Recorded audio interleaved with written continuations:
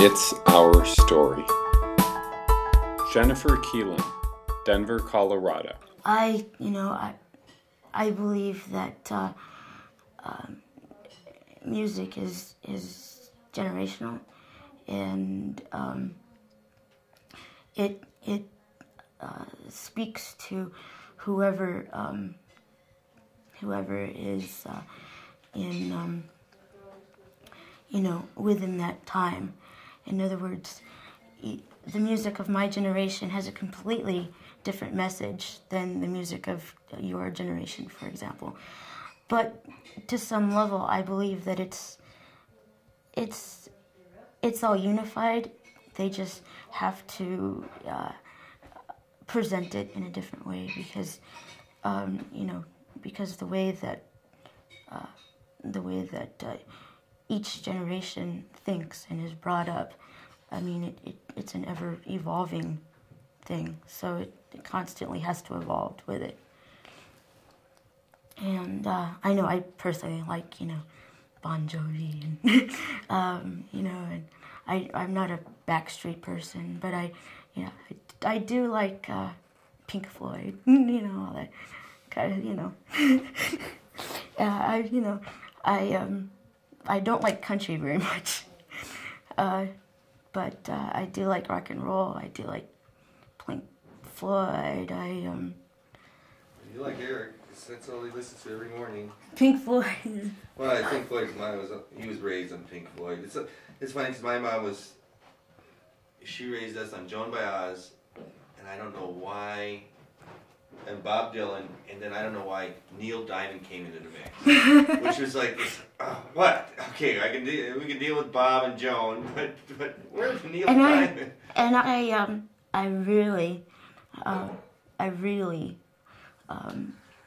like to listen to the things that my mom listened to, like Heart. She listened to Heart. I love Heart, and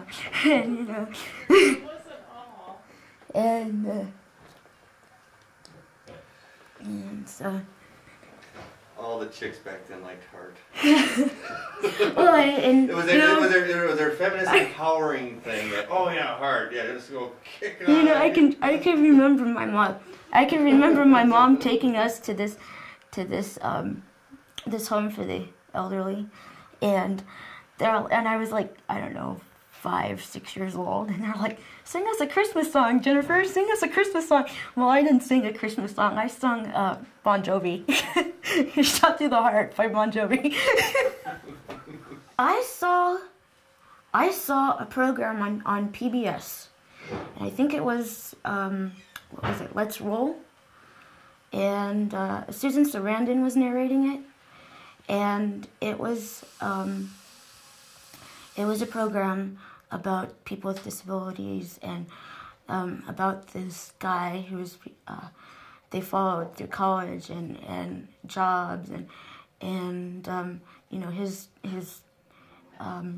struggles with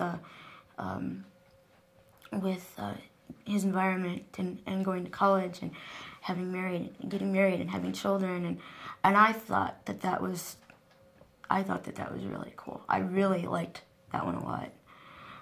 But as far as like me going out and seeing documentaries and with my generation, I don't normally do that.